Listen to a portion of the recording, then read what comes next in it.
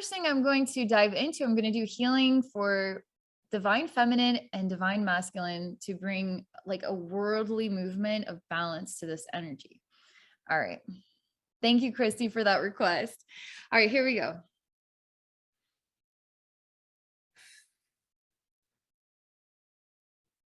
I'm just sending out the vibes here to the universe, and I'm saying, okay, this is about world peace. This is about support for everybody here on the planet. This is support for all versions of time.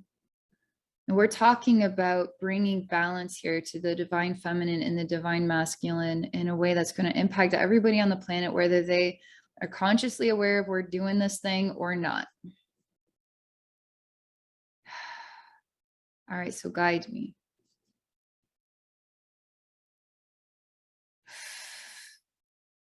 So it's just sort of right now, the energy that's sort of breathing back to me is just about relaxation. And it's interesting because I'm in the zone.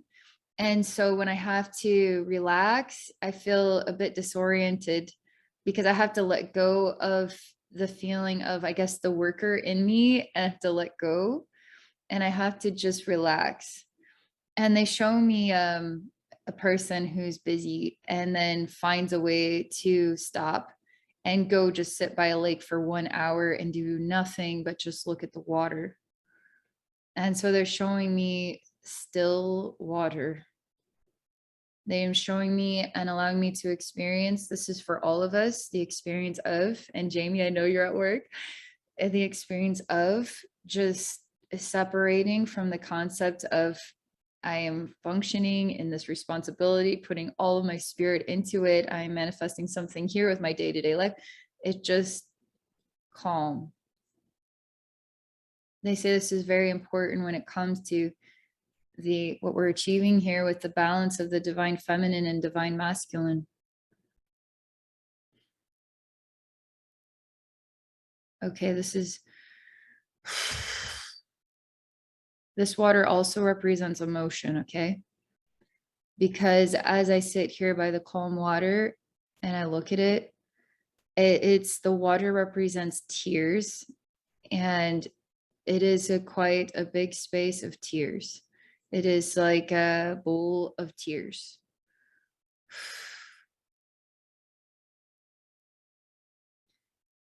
And because the meaning of the water has become tears, I feel surprised and strange. I was just doing human stuff, slowing down. Okay, I'm there. But this is the message. This is our path to the balance of the divine feminine and the divine masculine. And I feel this strange calling to enter into this lake of tears. And it's a weird feeling. It reminds me of the times I used to go to Gray's Lake because I felt the earth was calling me there. I felt the universe was, and I was being called to do strange things. Okay. To do these like rituals or ceremonies and share this sort of like spiritual energy in this profound way that was very outside the box at really random times when everybody's asleep and I'm kind of sneaking out and I'm sneaking into this place, you know. And this was like for a full year. I had all these inspirations, there's all these callings to help the planet in these very strange sort of ritualistic ways. And then once that year was up, it just fizzled out.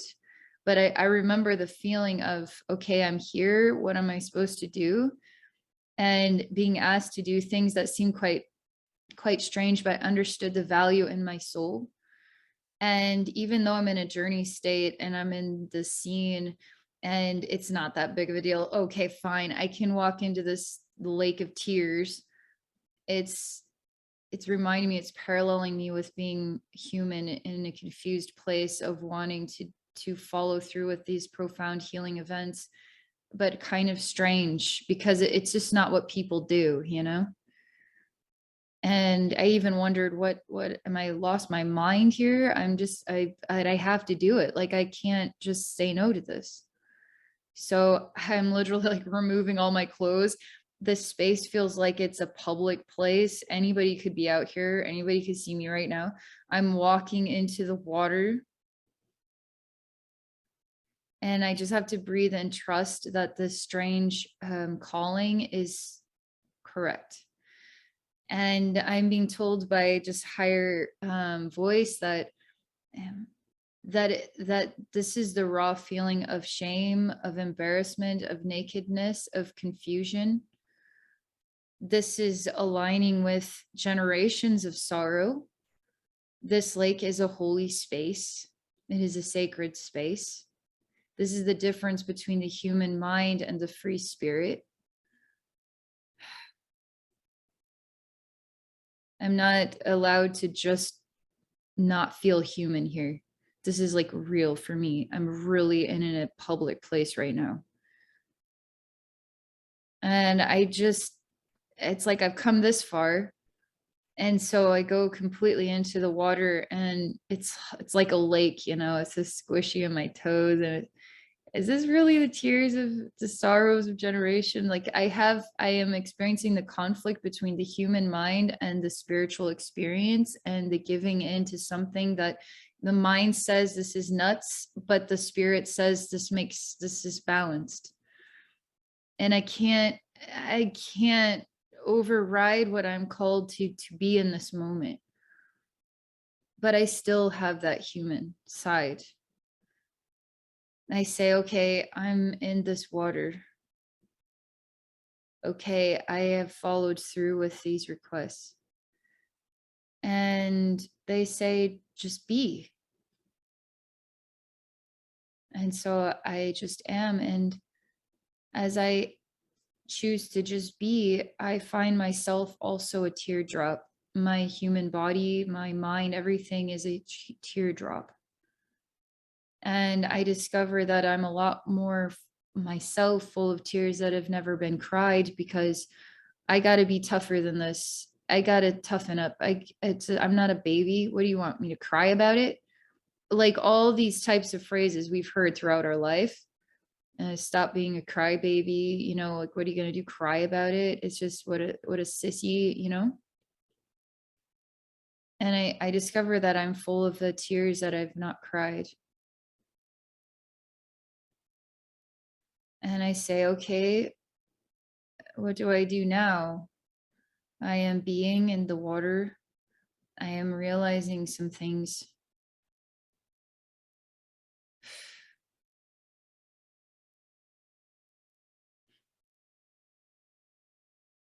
It's a very long time. Nothing is happening. I am still in the water, naked, in a public lake environment. But I've given into it enough times that it is what it is. And the lapse of time is like 30 minutes in human time. I've been in this water for 30 minutes. And it's just been silent and still. I don't feel like crying. I just don't know what to do. I followed all this guidance. I say this is to bring balance to the divine feminine and the divine masculine.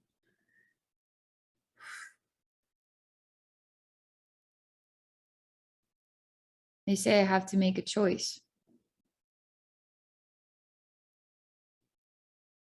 And they show me that when they show me a scene of myself and the strange process of following through these silent guidances that are strange. And here's this regular old human being doing all this strange, sneaky stuff in a public place. And then literally going in the nude and walking into this lake. And that was actually the breakdown of my ego. It was a shedding of my human nature. It was a shedding of my skin. And so when I walked into the water and remained here, because deep down inside, I want something profound and meaningful. I want to help, deeply help. I want to help in a profound way that actually, like, you can see it make a difference in the world. And if I have to do this strange thing in order to make a difference in the whole world, even if I can't consciously understand what it's accomplishing, I want to see it though. I want to see it happening. I want to see this effort creates an event that does what I did this for. They show me that if the choice is to leave the water and return to the beach, or the choice is to remain in the water for a time, either way, I've already accomplished what I needed as an individual. And as I leave the water, I vibe differently now. And that vibration is absorbed by those who are around me, and they will feel differently about me too. It's almost like I am like, you could say, I don't want to use the word virus, but imagine the system of the computer is doing things differently. Is it really a virus or is it an evolution? And how I vibe is my program. It's an absorption. So people are absorbing my meaning without consciously realizing it, and it's impacting their DNA, whether they know it or not, as well as my own has been impacted, because I am evolving by making decisions to be guided by something beyond myself, something of pure love, and something that I know. It's almost like I'm acknowledging that being human, I'm not at God's view. I don't know everything. I can't see all of time. I can't interact with all the people on the planet consciously, have a clue. Everything has to be somehow, I have to be guided. And because I have let go of ego to the point that I can acknowledge this and to do these things for the intention and purpose of my own growth and development, they're showing me it's also for the purpose of altering the vibration that is being absorbed by all those who will come in contact with me, in order to create a different vibration in this ultimate system of energetic exchanges, and evolve the human race through the light that I am achieving. And I see myself, I'm still in the water. I haven't left. I just had this sort of vision of understanding of myself leaving. I'm still in the water. I just decide to swim down. So I go down under the water and I swim into the depths. It's squishy mud.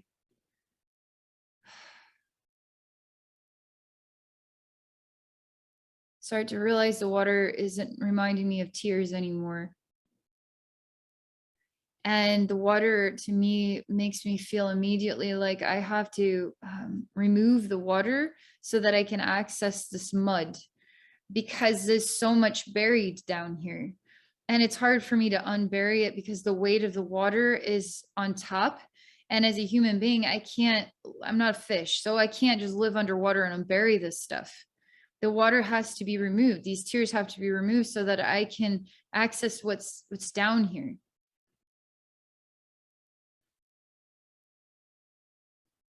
I'm thinking.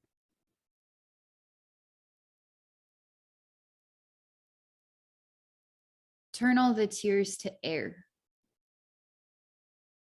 And in the air, I see lots and lots of spirits. That each tear was actually a soul, just as I was as a tear as well. And the bodies are the memory. And what's buried here is the memory. And I just experienced myself surrounded by many spirits. And I still have the physical body to make the actions. They don't. Their time is up. We're talking about history here.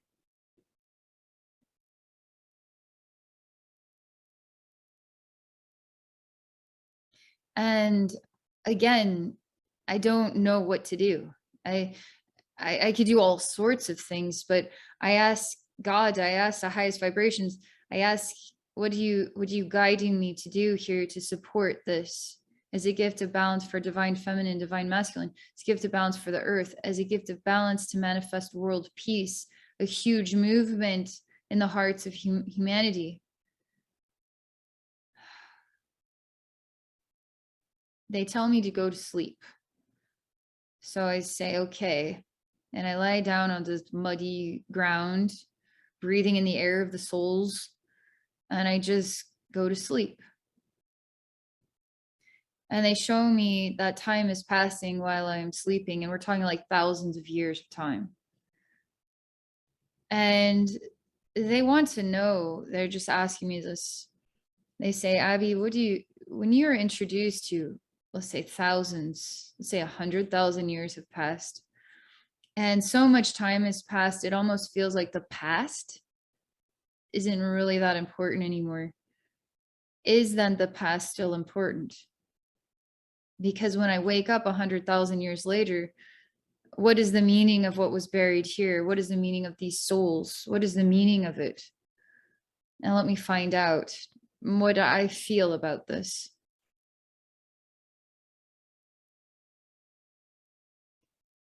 I say, when I wake up, I actually experience this as a sick, gross cesspool.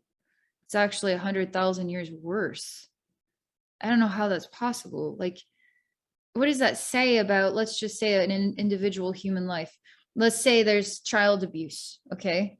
And let's say we really worked on this, conquered this, we really have moved on much later in life. And it's like, you know what, I'm so done with all that meant to me, all that weighed me down. I'm so done with it.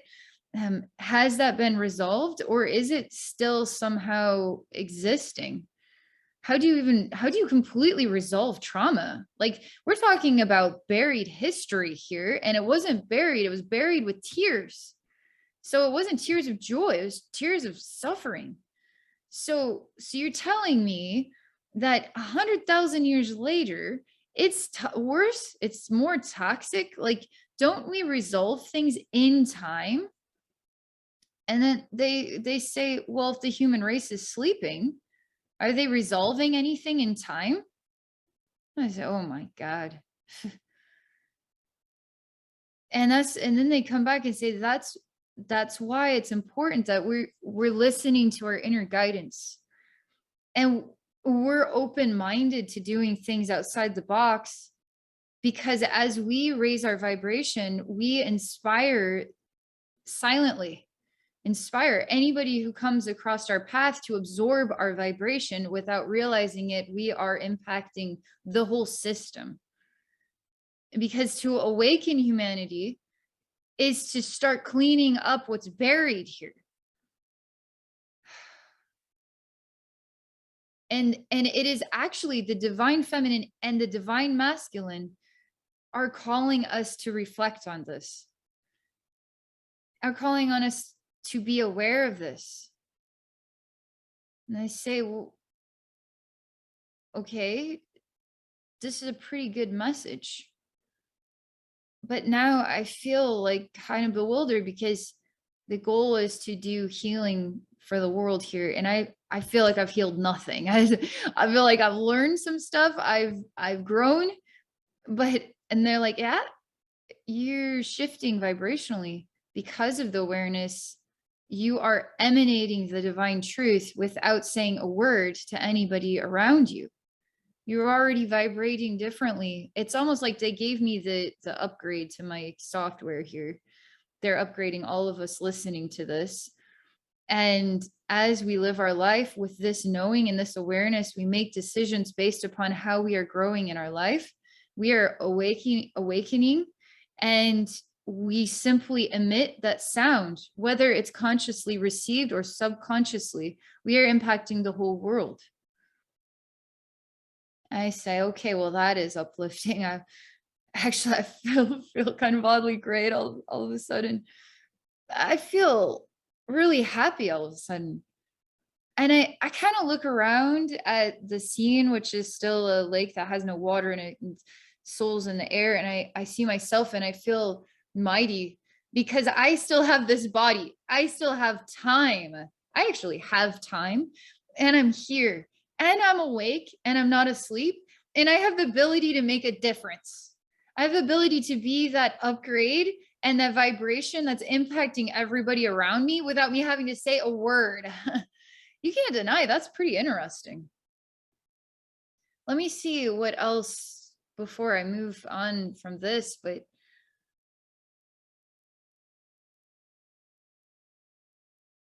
I tell all of the souls, as well as all of these, what is like dead, rotten bodies. And then I tell them all, I love you and that I'm going to help you because I can't not try. And I'm going to be a representation of somebody who cares, who values you, even a life I don't even know what you did. I don't know what you were crying about, but I, as a human, I am literally generations of you evolved into this human. I understand the human suffering. I understand the human pain.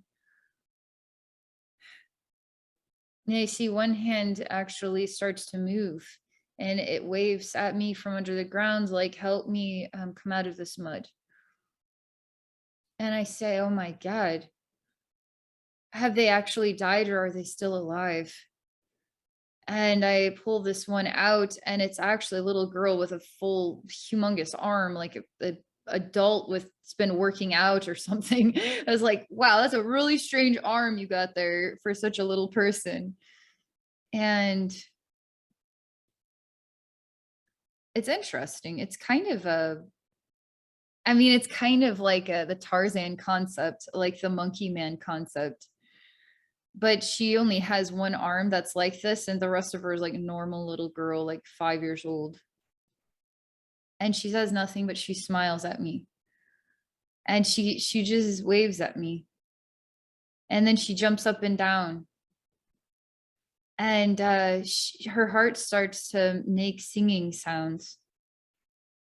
And she's saying that the song from her heart, and she says this silently.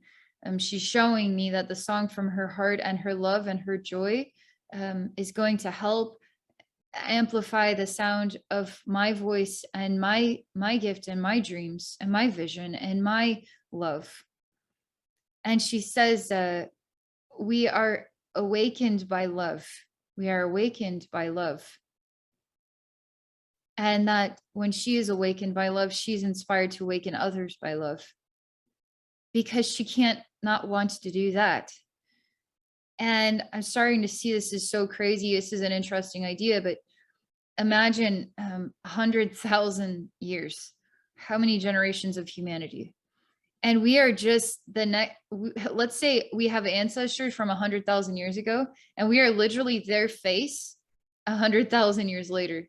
We are part of their emotions, their unresolved, their vision, their dreams, their fantasies, their male and female sides, their unknown sides. Like we are the evolved versions of ourselves. Even though we're you could say we're our own individual soul, our own individual body, we're so different than they were. We're still of the same blood. I'm literally carrying on the aspects of me that weren't able to continue to live forever. And we are the continued walking legs of our ancestors. We have to keep moving forward. We have to keep being open. And these inspirations to do things that are going to embarrass us or shame us, but we're doing as guided by some higher calling, even if it doesn't make any logical sense, but we do it and it upgrades our vibration and we learn from it and we become that evolutionary leap and we are awakening each other from the mud.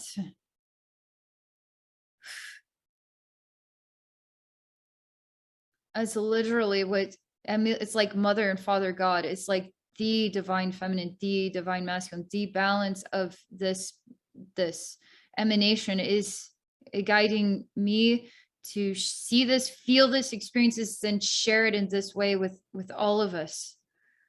My God, Christy, thank you for this. Super cool request. Just freaking blown away. I don't even know how to come back to myself from this. I'm just going to linger for just a minute here.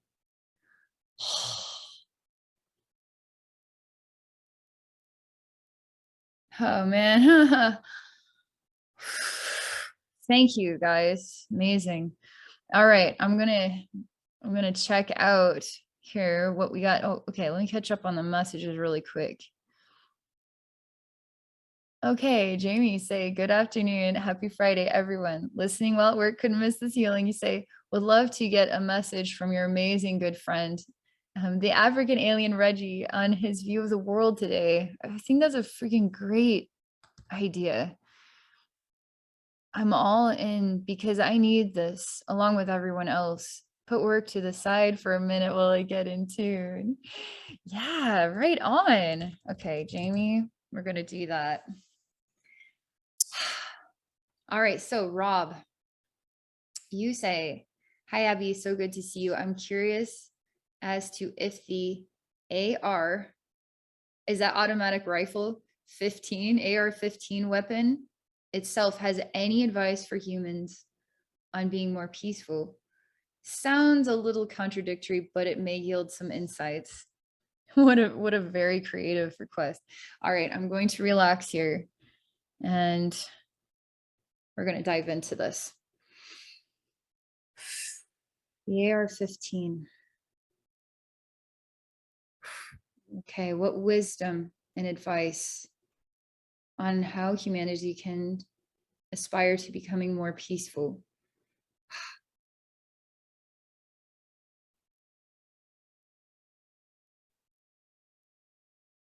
Huh.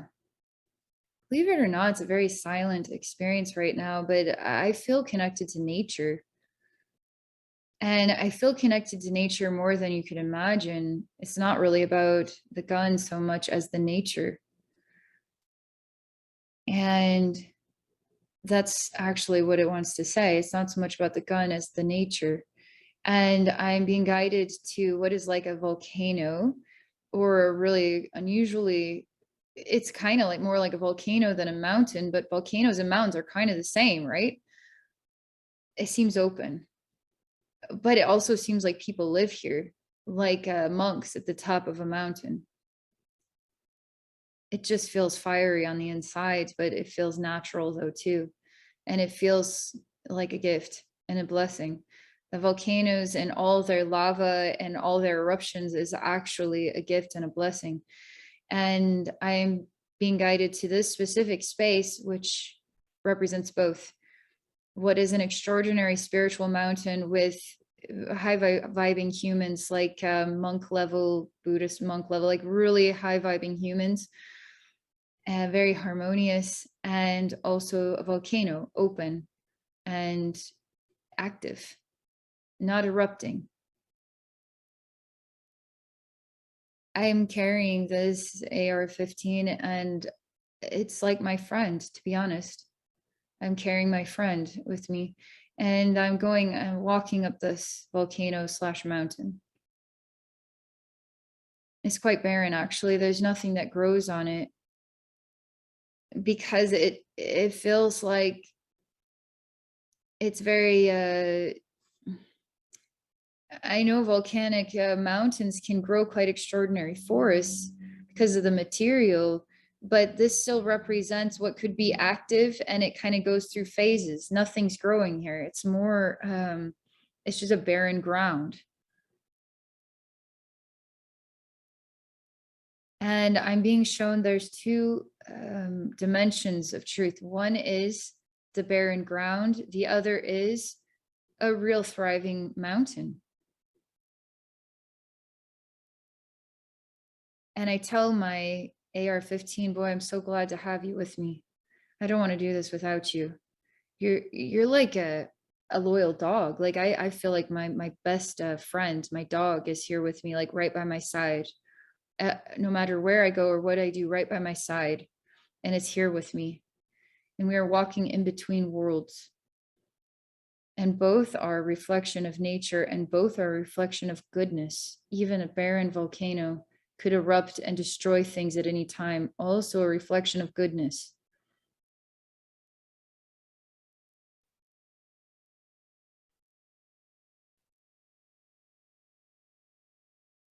All right.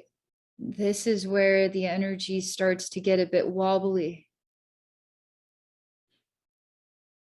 I feel like I'm losing my sense of direction. I'm losing my, I don't feel grounded. I feel confused. I feel lost. I feel like I'm asking myself, what in the world am I doing here? Why am I doing this? It made so much sense when I was at the bottom of the mountain, but I don't think this makes a whole lot of sense anymore. I think I need to turn around and go back the way I came. No, I must keep going forward. I have to keep going forward. I have to. But why am I doing this? Why am I even on this mountain? Where am I going? Am I going to the monks? Am I going to the volcano? Like, where even am I? And I start to discover that I'm getting confused and lost in between two worlds. One is spiritually enlightened, and the other is it hasn't even grown yet. It's still barren. It's dead, but yet active. And my guides show me I'll have to make a decision. But then they shrug their shoulders and say, well, do I? Are we living in a world that is barren and yet still active? And a world that is also enlightened, but hidden? Isn't it still thriving? Am I in two dimensions of divine truth? Am I in two realities that are blended together as one? And they ask me, where do I want to go? And I say, well, I'm going to go to the volcano as though it is the only truth, is the only place. And I'm going to ask this AR-15 what it thinks.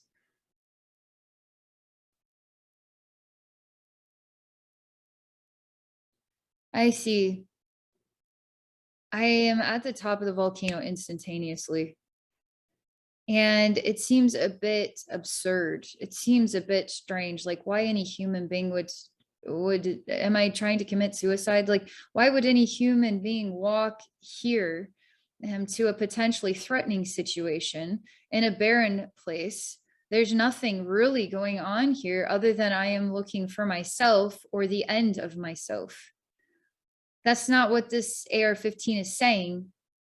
That's what the energy is showing me. But I see that this is just simply an extension of my own arm. It's an extension of my own mind. A gun is literally an extension of our mind and the physical manifestation. And it's an extension. It's a support tool. And it depends on how you want to use it to support yourself or your mind or your vision or what you're wanting to say with it. It's an extension of support. The gun itself isn't doing anything. It's the human that is doing. Why does a human need the gun?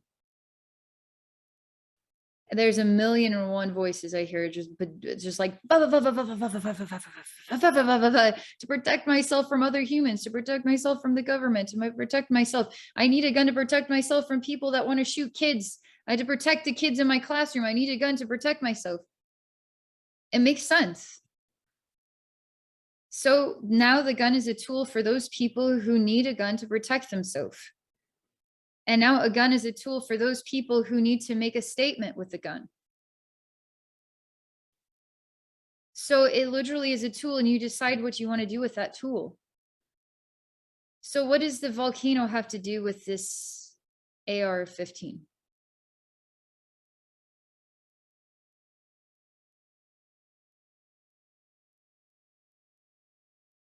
This is actually, and I'm telling you, really,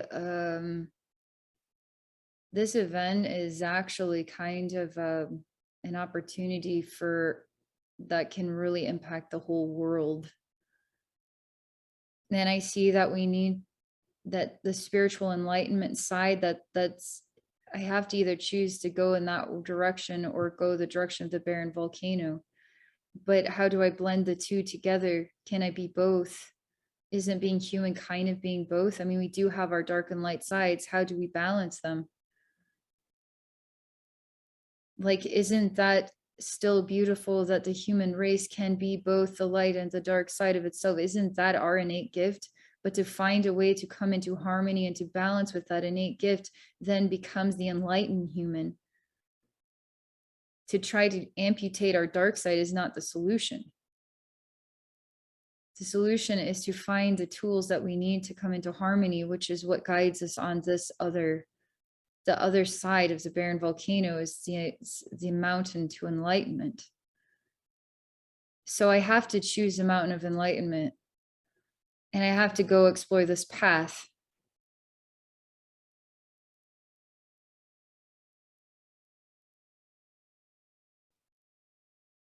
It's not easy. I mean, it's almost impossible to get to this mountain. I mean, I could get right to the top of the volcano so quickly and so easily if I wanted to. Like, I just want to be there, bam, you're there. But I want to be on this enlightened mountain, can't seem to find the door, cannot figure out how to get there. They say you have to let everything go. You can't take anything with you. I see echoes of that conversation. Like, you have a billionaire who wants more money, 90 years old. You can't take anything with you. Literally everything that you've ever been in this life, history. Bye-bye money, bye-bye body. You're done. You can't take anything with you. So again, interestingly enough, we're kind of revisiting the first experience. We're shedding the clothes, walking naked in this public space into the lake. Here, I have to put the gun down, but I have to also, in a way, put away the human nature. I had to put away my concept of my identity. I have to grow. I have to become the lightest version of myself. And that is confusing. Well, how do I do that? You have to go into inner silence. You have to listen, not from your head, but from your heart.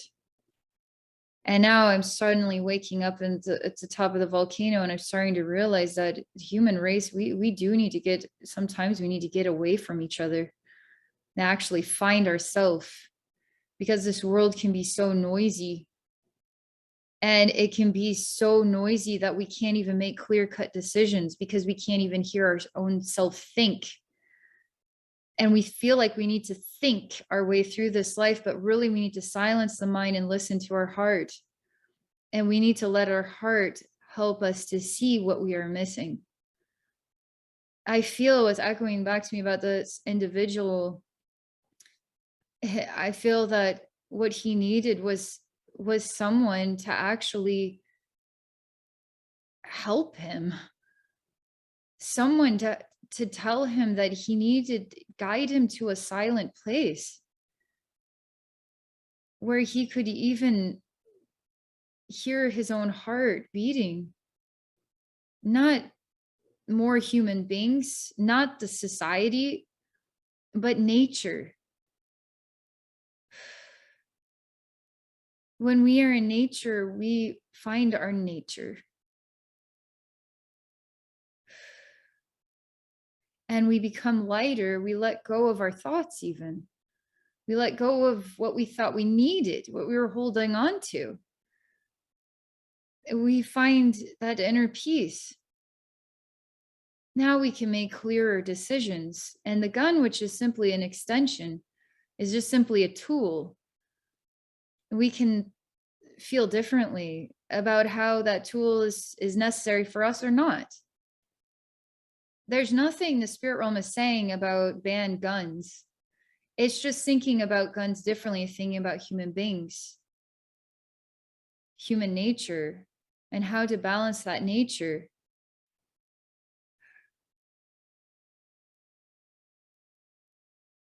So interestingly enough, this event and this shooting is this AR-15 and its message.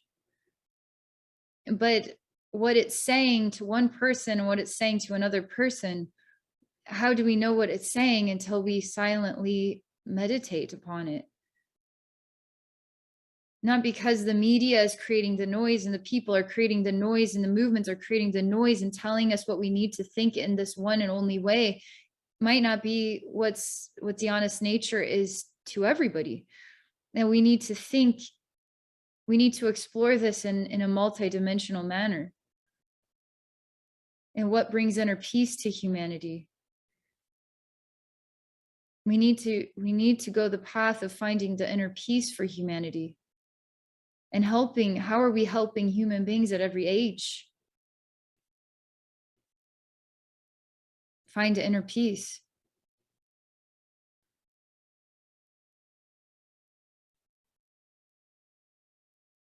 And I see the mountain of enlightenment is always with us, no matter where we go, whether we know the door to it or not. I see myself walking in a desert. I see myself walking on the ocean. I see myself walking, and the mountain of enlightenment is always there. And it's when I close my eyes and I choose inner peace, or I choose to listen to the silent voice in my heart. I choose to just separate from all the noise and the demands and the expectations and the way it has to be. And don't you know, it has to be this way. I just silence myself, disconnect myself. I find my true nature again. I find harmony. I find the sound of my soul. I let go of everything I think I have to hold on to. The billionaire, 90 years old, has to just keep making more money. But you don't get to take any of that stuff with you. And now when you transition into the spirit world, you get to look at the decisions that you made, and how are you going to feel proud of yourself in those decisions? Because you will be introduced to that, and it will be ridiculously hard. It will be agonizingly hard. Be so hard that it's hard to actually enter into heaven, because you can't forgive yourself on the soul level. And that's why it's so important we create tools and opportunities in our communities to guide people at every age to learning how to find some type of inner silence, inner peace, and hear what their heart's really speaking to them.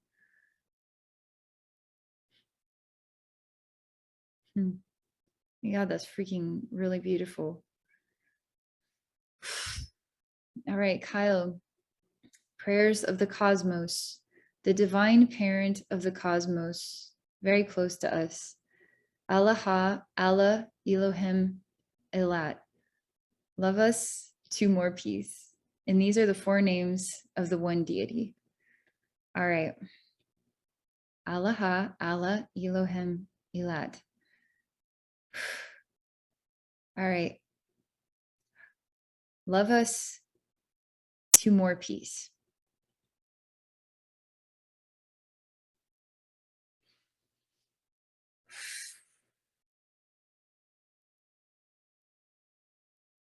Oh man, this is third eye crown chakra vibing experience for me right now.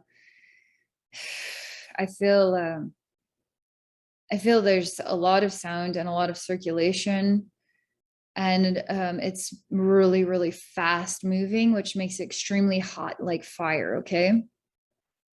And it's like how it's like a soul walks into a heavenly furnace and purifies itself. And you know, it's interesting. So all right, so there's energies that you can put into it. Basically what you could define as a heavenly furnace is almost like a pure white laser beam, and it's ridiculously hot, and it's going to feel painful as it burns away what is like tar and energy residue. It's an option, okay? But it's interesting how pain is just simply we feel it, but it actually guides us to a place of feeling even lighter, even better, even clearer. How is it that sometimes pain guides us into joy? How could pain sometimes be the doorway to joy? But this heats, the circulation, this speed, it really it brings back echoes of this happens sometimes, where you can put energy residue, and it's basically an energy furnace, and it just completely dissolves all this dark away, all this residue away. And it is a bit overwhelming, but then you're beyond it. It's like I don't know why that pain had to be the doorway to something lighter and brighter, but that does exist. I mean, that I literally have seen this. I've witnessed it many times. And it kind of reminds me of the magnifying glass where you capture the sun. And as a kid, we just, I mean, it's not a very nice thing to do. You look back and say, oh, that, but you can burn things with this. Okay. You can ants, anything that you just happen to be around. Like, it just seems like a great idea as a kid. Right. And it's like this ultimate, it's like this perfect laser beam of heat. And so I'm here and I know there's many dimensions, almost like I'm in an energy tower. Like I'm only, it's a beginning and there's a long ways to go up, but all of this is representing these four as one and love us to peace. It's such an interesting statement in and of itself as I'm reflecting on all of this. Heat's loving me to peace, magnifying glass. All right. There's a genuine,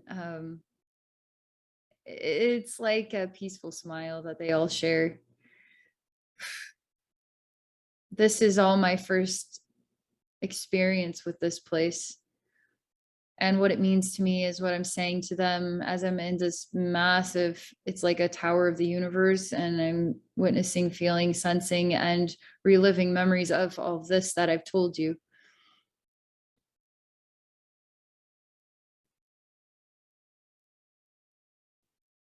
Oh my God. This isn't just something that we just receive this healing because we have to receive some type of perspective, because I'm witnessing many mirrors, and there's so many mirrors and it's like the pinball machine where it goes like in every direction. And once I look into one mirror, there becomes another. I was like, oh my God, oh my God, oh my God. There's and then as I react to what I'm witnessing around me, there becomes like more, infinitely more mirrors. And then as I continue to look around, I'm creating more mirrors, but because I don't even know what the heck's going on here. I'm just creating more mirrors now. And I'm like, calm down, stop creating more mirrors. Even just the idea of what this might mean is making more mirrors. And I see their faces and they're just like peacefully smiling because it's all just simply a beginning, right? And the unknown and how we can react to what we don't understand, and how that creates even pathways of learning infinitely so. And we can reduce the number of mirrors to one. And when we reduce the number of mirrors to one, we see ourselves clearly. But if we are having a hard time interpreting, we'll create more and more and more and more and more and more and more and more mirrors, and we'll never be able to really see ourselves clearly, because we'll be so overwhelmed by all the reflections that we won't know who we truly are anymore. And the question is then, how do we as human beings, how do we find a way to see ourselves clearly in just one mirror without all the echoing reflections, so that we can truly know thyself?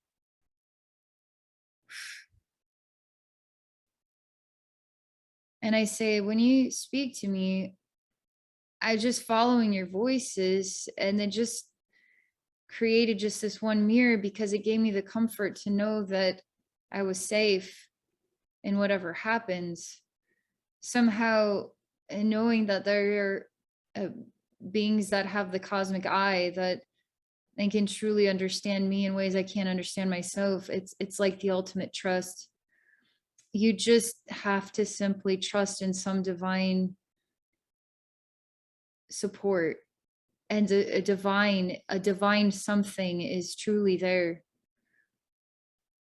But it still doesn't help me know thyself. That's the work, because I choose to see myself in this mirror, but I want to know more about myself.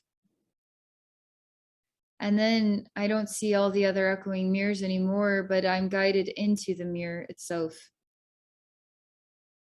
And they show me that in the mirror, I will it's almost like find the weight of my own soul in the experience and the actions of many lifetimes.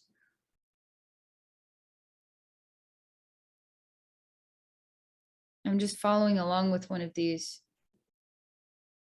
because sometimes I hide and wait. And then I have to ask myself if I should have done something or if doing nothing was the best choice. Either way, I have to be at peace with my life and the decisions I made in the life. And sometimes these decisions, and we could blame ourselves all day long, but really, that's exactly as it was meant to be. I should have done something, but I did nothing. I've had experiences like this. And I asked myself, why didn't I say something? Why didn't I don't know why I didn't say anything. Why didn't I say something? I should have said something. I think I was just startled and confused. I think I was surprised. I didn't expect it. And then it just sort of jammed my throat and I didn't know how to react. I didn't know what to say.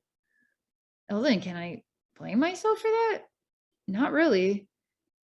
Why do I have this memory lingering? Why am I still thinking about it?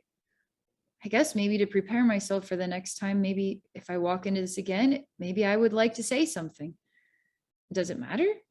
It's almost like this introspective reflection.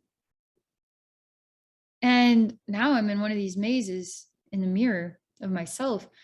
And I'm learning that life, it's sort of like introduces us to experiences and then we just play with those experiences. It's literally what it is. As a human being, we find fear, insecurity, confusion, self-reflection. We triumph. We feel amazing. We are grateful, even for the difficult events. We find ways to conquer what our innate human side would say, this is terrible. This sucks. And then say, you know what? I'm so glad this is happening. This like breaking down event is happening to me because my God, am I growing so much from this? So to have the caliber to ascend beyond holding on to what's breaking down, to ascend beyond it and say, oh, I'm so excited about this breakdown. Finally, something's happening. And I say, what was the point of this with the laser beams and the soul and the heat and the burning and the pain that creates this strange doorway to joy? What was the point of me entering into this space and then having these reflections? And what I want to say as a side note, talking to these four is literally as easygoing as talking to, I guess you could say, yourself, or talking to somebody who's just like really good listener and just really nice person. It's like just talking to some clear-minded humans that have a really nice demeanor and really good listeners. And you literally could tell them anything. You could tell them a bajillion things. You could tell them the worst of the worst of the worst and how it made you feel and why you made that decision and you hate yourself and blah, blah, blah. Or why did this happen? You could tell them literally anything. You could cuss them out. You could whatever, the worst. And they just still smile pleasantly and peacefully at you. And even that becomes a strange mirror of learning. I say I'm ready to move beyond all this mirrors and stuff. I want to go to the next level of this in sort of universal tower, this cosmic tower, because we're wanting to get the love here, the peace. They say you're finding it. Finding it?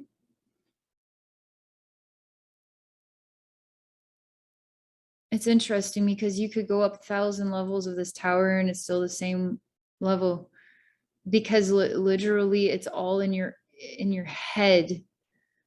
They're showing me again the reminder that this was really activating my third eye and my crown chakra, and that literally everything about our human journey and our human path is all in our head. Okay, there's a lot of meaning to this, by the way, because I know people are going to hear that and take that in so many different directions, which is again the meaning of it. That's why when the mirror appeared, I just started to create all these mirrors, because it was like taking my human senses in every direction because I didn't know what it meant. And it was all in my head because my head was trying to understand the meaning. Everything is literally all in our heads, because he's showing me even the event in Texas and the 18-year-old, it was all in his head too. It's all in our head. The experience on the volcano, the resistance to the lake, It was all in my head. The idea that it's a public or a private place, or what's wrong with me? What is so strange about me? Why am I doing this? It's all in my head. But as I become more peaceful and trusting in the flow, it won't be in my head anymore. It will be in my heart. And I say, oh my God. Oh my Allah, Allah, Elohim, Elat. Say all of that.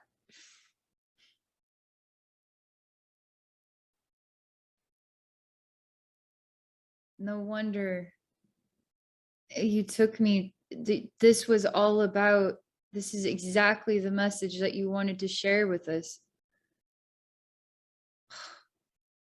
Because I don't need to think about anything, because it's again comes to the divine trust in my heart. I'm going to move all of this.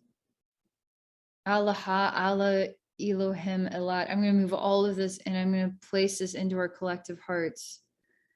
Like we all, if you're up for this, like, and just be with me on this one. You can reject it anytime, but it's like I am experiencing these in our hearts, and they're like 4 heads on one body. It's like my goofy way of seeing this cosmic tower of the mind, and it's the divine and silent love in our hearts. That's the doorway to the enlightened mountain. That's the love that keeps this human race evolving and inspiring others. That's the answer. That's the world peace answer.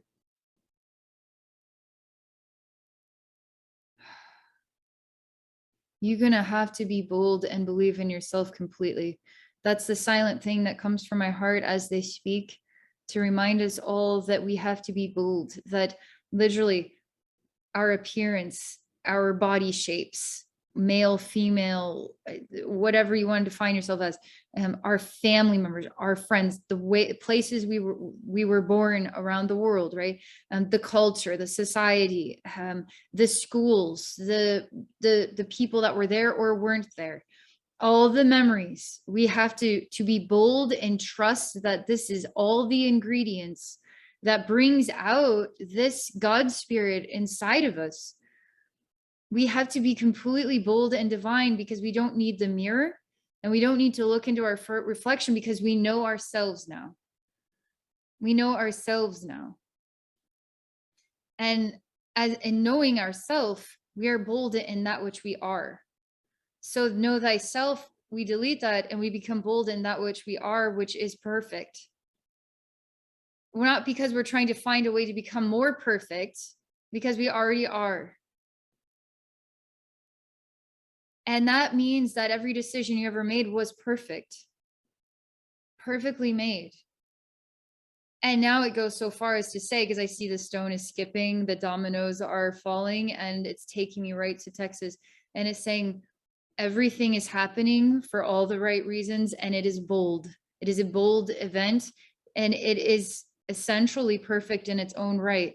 Our human minds are going to scream and say, there's nothing perfect about that. There's nothing good about that. There's nothing okay about that. I am ready for a better society. This human race disgusts me, blah, blah, blah, blah, blah.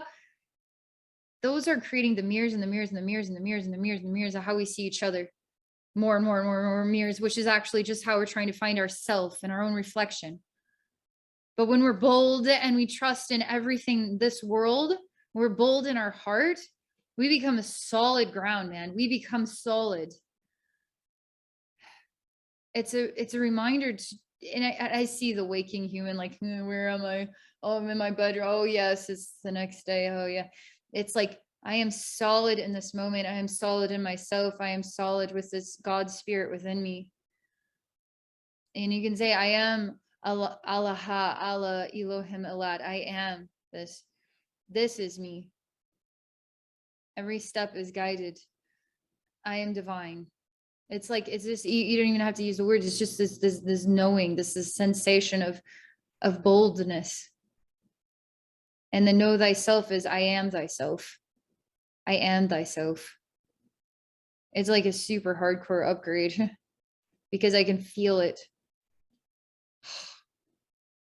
I know this is just supposed to be an hour, but I'm going to actually just dive into this, Jamie, real quick, because I would love to hang out with Reggie for a little bit here too. So you say, I'd love to get a message from your amazing good friend, the African alien Reggie, on his view of the world today. All right. These requests have been so freaking meaningful. Thank you, Christy and Rob and Kyle and Jamie, for these requests today, and everybody who's been able to come. Okay. Reggie.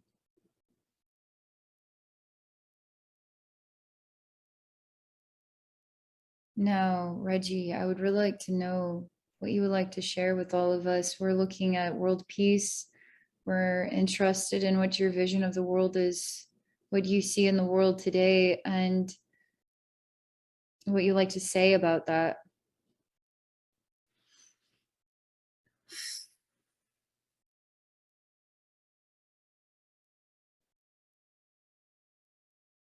Everything is sort of like sheets of darkness everywhere.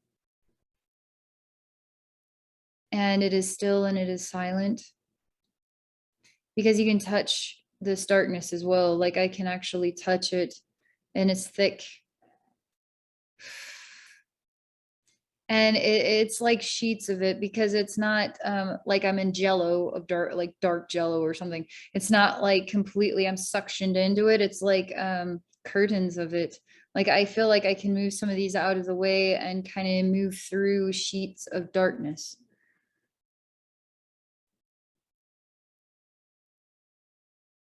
And he says that his greatest concern is, okay, he's showing me this orb of light. And the orb of light is a precious, precious sound. And he shows me human beings are moving these sheets of darkness and to find their way to the most precious sound. And I don't see anybody just able to access it exactly. And I'm not sure why, because my consciousness, as I'm moving around and moving these sheets of darkness, I can also see through it all, and I see this orb, and I just sort of project my consciousness to it, and I'm looking at it.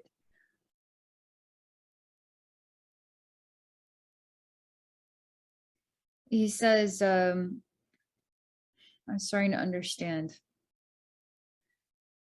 You ever presented with a solution and you know what the solution is, but you walk around and around and around in a circle instead of just going straight to the solution? Sometimes the solution is to love, just love who you are. But instead of just doing that, we walk around and around in circles talking about all the things that we have every right to not love about ourselves, instead of just being a part of the solution. And instead of just being a part of the solution, we'll revolve around deciding that we are lost in the dark when we aren't lost at all. And he's showing me that more of these circulations are happening all over the world, that we're giving an idea, and the idea is forcing us to circulate around and shrug our shoulders and say there's no solution, but we all know what the solutions are. But the solutions aren't coming out.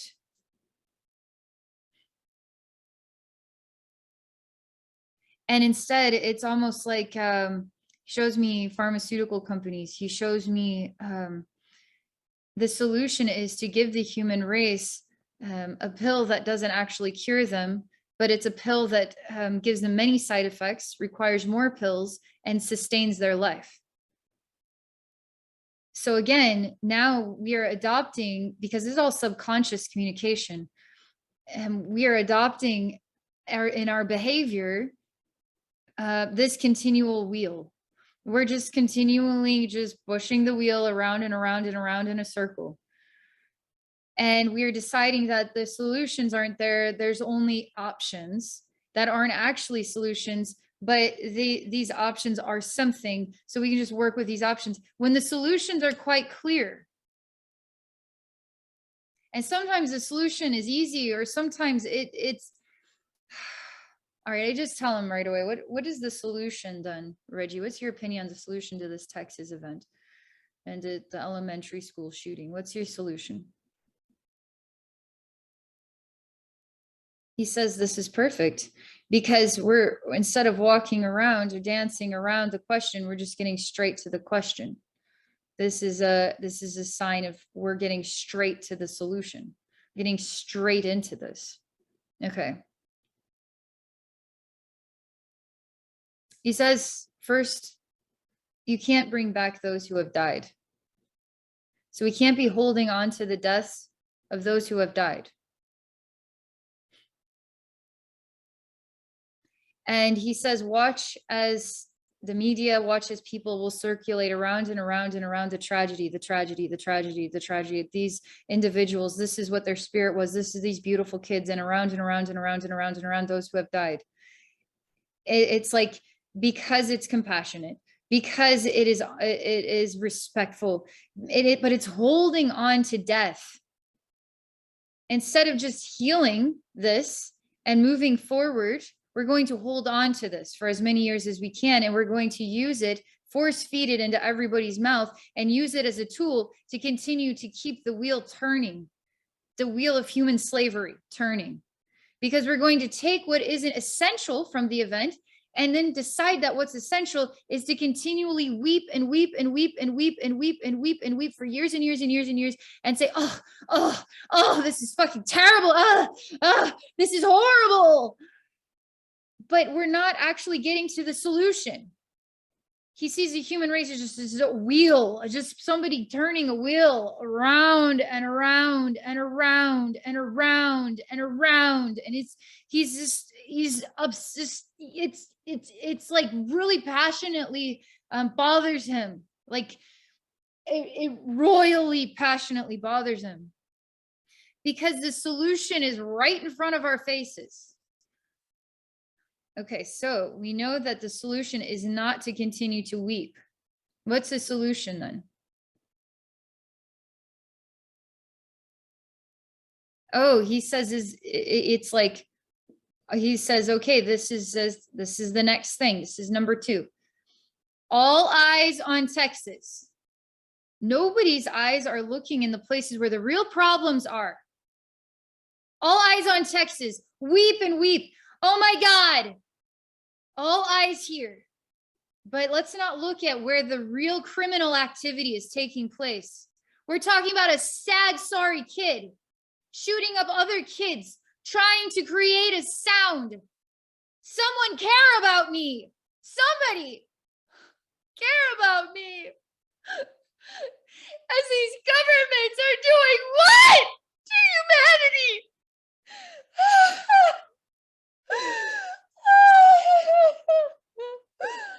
He's so sad.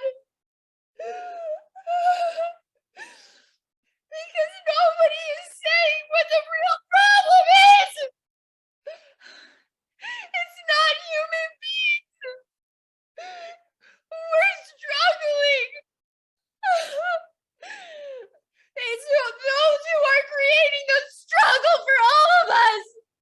And then it's saying we're the fucking problem. It's not human beings. He's showing me that there's illnesses. And it's not these divine benevolent leaders of the world and the pharmaceutical companies. It's not them. It's this sick 18-year-old and his gun issues.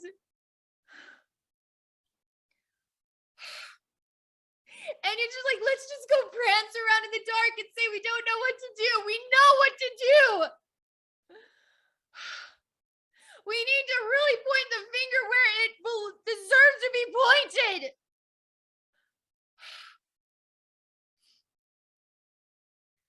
We know what to do, he says. He keeps saying we know what to do. He says, like, he's so sad. He feels like it's somebody talking in a silent room, like, I want to die, I want to die, I want to die.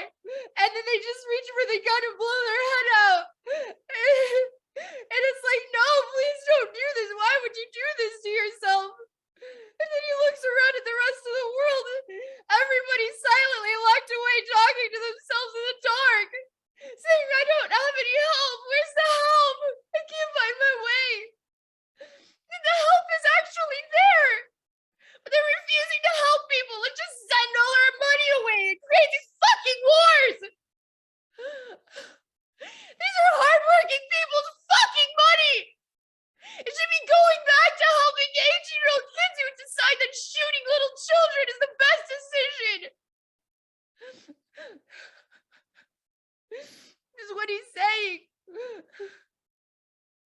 There's no doubt about it. That's a freaking truth. We really need to just own it. That's why I'm so moved by that freedom convoy. And look what happens to these people that are trying to make a difference. They're labeled as insane. They're labeled as evil. Isn't that what narcissists do? The people that are trying to make a difference are the fucking narcissists. No, they're actually trying to create peace and love. They're trying to create a better world. They just want to be heard. But is the government listening? Or is it just stealing, taking livelihoods away?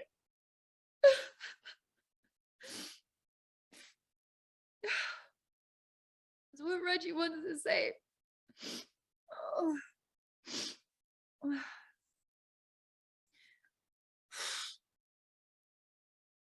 That was really important.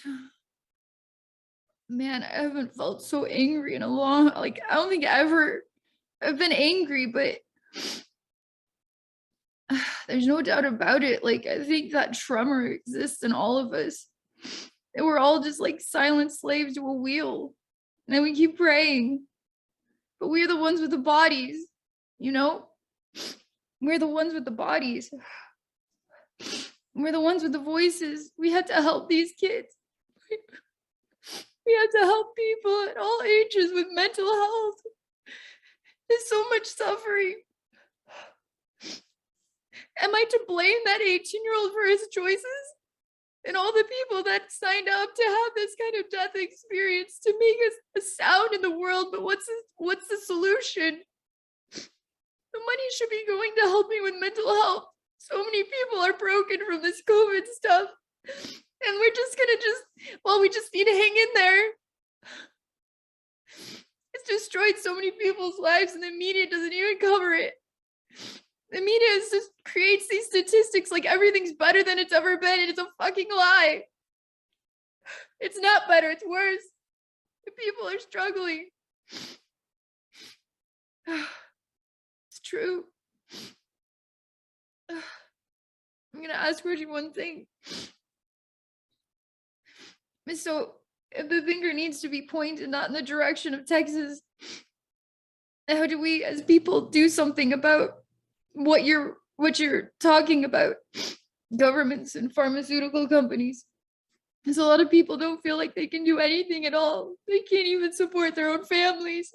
So what's your solution to that, Reggie? He says he's glad I'm asking the question. Because we have to ask these questions, but we have to take it seriously. I mean, we're talking about world peace here. This is the freaking truth. This is how we reach world peace.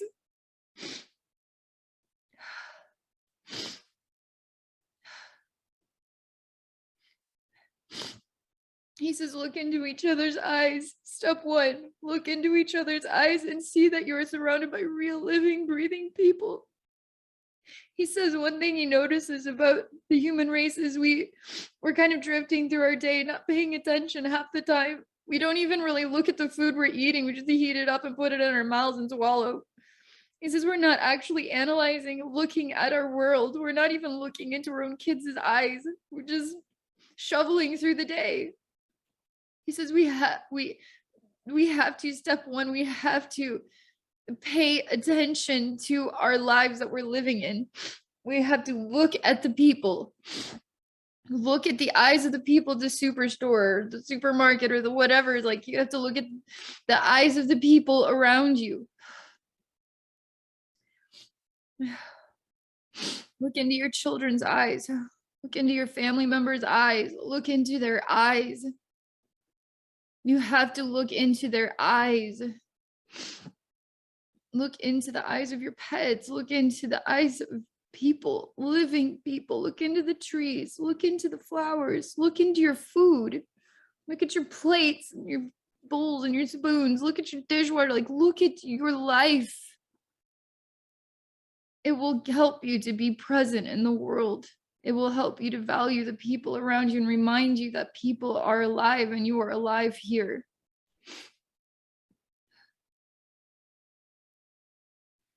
Okay. Now what? He says, now imagine your leaders are looking into the eyes of the human race, the people around them. Where do you think that they're existing? The spirit of each and every one of these leaders, where are they existing? Are they existing at the level of people or in the level of their own fantasies and their own visions? We have to be representatives of the right thing to do. We have to look at each other. They need to be looking at us. He says he really wants us to reflect on this, because if you're not looking at people, you will forget that people are real and that people exist without realizing you're doing this. It's a subconscious action.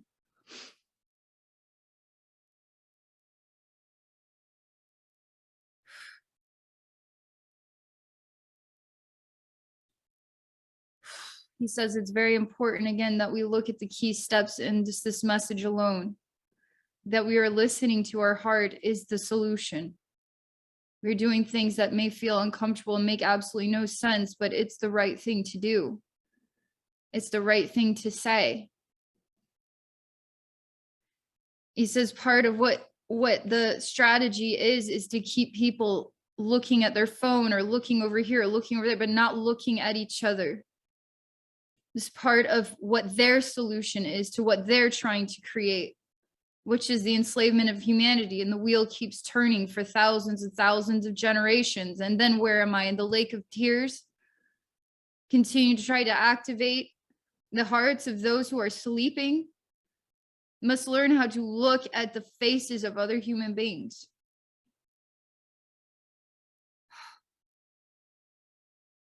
He says this is so important. Like, he keeps this actually is a profound step in the right direction already. You want to know how you can stand up and do something about this? Start by just looking at the eyes of the people in your life and the human beings. It will change you. It will help you grow.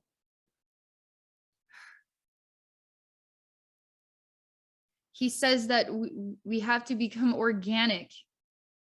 We have to become like organically natural. We have to be,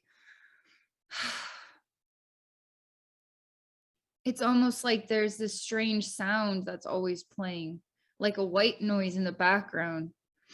And it's causing us to be slightly tuned out all the time and just kind of flowing, not really grounded, not really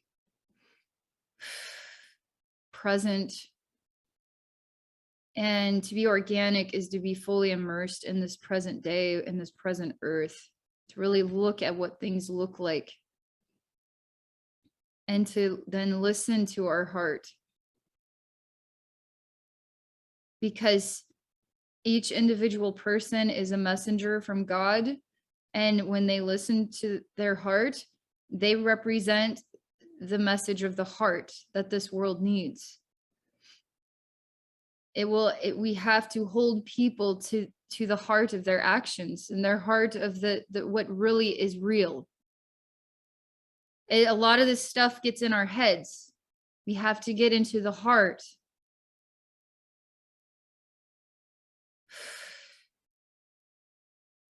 He's really asking us to listen. He's asking us to even ask ourselves, if I were to just let my heart decide something for me, okay, this is what I have going in my life. I'm looking at my life. All right, heart, I'm looking at the bigger picture of things that I feel like way out of my control, but I'm not going to say that it is. I'm going to say that there's always possibilities here. And so, heart, what do you have to say about this one thing in my life? You're doing the best you can. Okay. All right. So I'll just keep doing the best I can with this one. Okay. Number 2, what about this event in Texas? Because you could put that on the list. Like, why couldn't we put things of the world on the list and see what our heart has to say?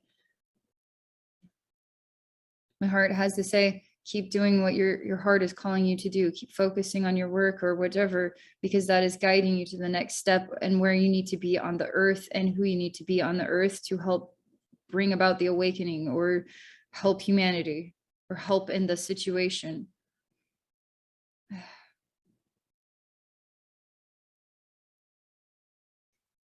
I'm feeling kind of worn out, and I'm just asking Reggie, is there anything else? He says love each other, like wholeheartedly. What is the solution that comes to you as to how you can love someone else and how you can love yourself as much as it's like the concept of, if you could deeply love this human world, can you deeply love yourself and this human world equally? And in that inspiration of deep love, what is your motivation? But be sure to look at the people around you. It just keeps emphasizing this is part of the solution. Just simply looking and acknowledging people. Oh, all right. Thank you all so much for this experience. Phew. Let me just read some of the messages here. Oh yeah, for real. Oh yeah, so there's so many cool messages. Oh man, you guys. I'm gonna read these if you don't mind. I know it's gone over on time, but thank you all for being here. And Jamie said the AR-15 was my best friend in the army, but I had no need for it as a civilian. Too powerful and can cause much destruction in the wrong hands, as we've all seen. Man, that's like the story of who you are. That's really, thank you for sharing that. Christiane, thank you for that. Mark, this was a beautiful experience. Thank you for this, Abbey. I have to leave now. Take care. Okay. Thanks, Mark, for coming. Thanks for saying that. Chrissy, amazing. Jamie, very interesting. I agree. We're so good at holding on to the negative instead of moving forward to the healing. I love Reggie and knew he would bring emotional truth to his message like he always does. Isn't he good at that? I'm so glad that you recommended I connect with Reggie. I haven't talked to him since I think last year, actually. Life is like, for me, just like constantly in a whirlwind of whatever comes next. And this is really awesome. Thank you for that, Jamie. Let me see here. You say, Rob, awesome message. Thanks, Abbey. Jamie, so glad I came to finish my work at home because this is the type of message I needed to hear today. All the messages. Thank you, Abbey. And you taking the time with us today and willing to reach to Reggie for us. You're welcome. Those of us who are awake know what's really going on. Christiane, thank you for this truth, dear Abbey. Jamie, yes, Reggie, I agree. We have to get deep and stop the just going with the everyday flow. I mean, I'm proof of it too, because I don't know how, but he just emphasized how. So it like, okay, I'm going to adopt this. I'm going to adopt this and I'm going to adopt this into my everyday life. Like it's, and I can't forget to keep doing this. Sometimes you adopt a new behavior and you're not used to it. And then you just get caught up in things again and you lose yourself and then you need reminders. So I will continue showing love on purpose and thinking outside the box. I will continue to uplift others each opportunity I can. Christiane, a beautiful yellow butterfly just flew by my window. Awesome. That's awesome. Robbie say the only thing that gets me through is knowing that the victims of violence still live on and will most likely incarnate back to Earth to continue their journeys. Their life meanings may have been to focus humanity on these big issues facing humanity. I agree. It's hard to imagine little kids facing such a severe experience and being the parents of those children. My God, to even be that school and all the teachers and all the kids that go to that school and that community, like that's impacting people in a big way, but it's impacting the world. It's a very loud message. then we all sign up to be a messenger of some kind, whether it's the difficult to swallow message, and what we choose to do with that message, right? And we have to be grateful for every soul that went through this, the kids and the adults and everybody, even the 18-year-old who inspired all of these things. We have to find the strongest pathway forward. And Jamie, you say, wow, so freaking amazing that he's been talking about the sound issue that I've been researching recently about the 440 hertz music sound affecting us in a negative way. I'm now trying to tune everything to 432 hertz, which is more harmonious for us all. I've heard about this as well. And I agree that there's some sort of, I know what you're talking about. And when energetically, when Reggie is showing me the importance of looking into each other's eyes, we break out of that sound, because that sound is keeping us slightly, it's almost like slightly disoriented and not really paying attention.